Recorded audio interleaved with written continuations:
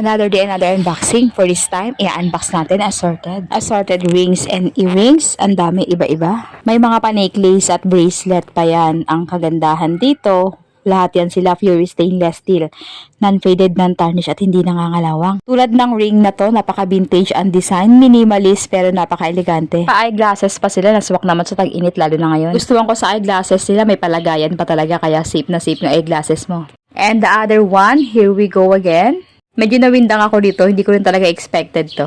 Nag-unbox ka, nanguhula ka, ano yung mga pinapadala sa'yo? Dito, ganda ng packaging pero relo pala. May pa-free battery and adjuster yan. Pure stainless steel, non-faded, non-tarnish, hindi nangangalawang. Hardlex sunglass, ganyan na mga galawan pag sa malapitan. And the other one, medyo nagulat din, tapos inamoy pa. Ay, nako, wig pala. Sobrang na-amaze din ako dito kasi first time namin mag-unbox ng ganito. Siyempre, wala kaming choice kundi susukat yan. Tignan natin kung bagay.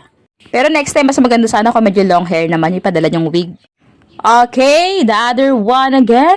Eto, ina-expect ko talaga, isa lang siya. Pero nung binuksan namin, ay nako, napakadami pala. Assorted necklace, ang ganda lang ng pagka-stainless gold niya. Tapos may mga kasamang earrings pa yan. Ganito yung galawan ng necklace natin. Minimalist lang ang design, pero unique na unique yan. Nakatuwa lang kasi pag open mo, may pa-note effect pa yan. The other one, medyo pahirapan ng pagbubukas, pero magnifying glass pala siya. Useful to lalo na sa mga student, tsaka sa medyo malalabo ang mata. And the next one, ring naman, medyo malaki yung pinakabato niya. Kagandahan doon, mamimili ka ng pinakabato na ilalagay sa gitna. Ano yung birthstone mo, yun yung palagay mo, pwede.